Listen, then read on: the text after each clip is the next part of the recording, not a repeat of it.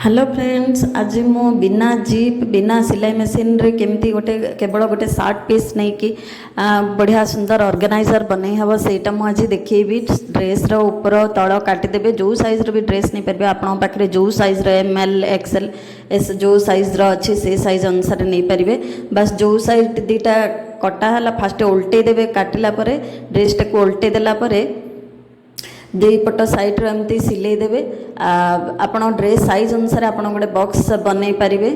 मु 7 cm नहीं scale मापिकी आपण 3 cm 4 cm 5 cm 6 cm 7 cm 8 cm जिते भी नहीं पारे। चार्टा जाक कर्नर रु काटिदेवे चार्टा जाक बॉक्स बनैला चार्टा जाक साइज रु काटिदेवे चार्टा जाक गोटे गोटे कर्नर एंगल बनईदेवे अपोजिट साइड एंगल बनईकी सिले देवे। बस छुंची सूतार हाथ में सिले देवे चार्टा जाक कर्नर सिले देवे सिले देला बस होगला आउ कि करवा दरकार नहीं। बस बटम खोलीदेवे उल्टे देवे सीधा करदे ड्रेस टाक होगला। देखूँ मुझे रखिकी देखी केते सारा ड्रेस ए भितर रही आप चाहिए ड्रेस रखिपारे बहुत सारा टाइप यूज करें। आप जदि छोट छुआ आप घरे अच्छा छोट छोट खेलना एपट सेपटे पकाउथिबे ताहले से खेलना गुड़ाक रखिपारे जहाँ चाहिए से भितर ऑर्गेनाइज करके रखिपारे। आउ यहाँ गोटे 5 मिनिट जी सिले न जानी ना जीप दरकार ना माने चेन दरकार या फिर सिलाई मशीन किसी भी दरकार नहीं। बहुत सुंदर ऑर्गेनाइजर रेडी होकर रही है। बहुत कम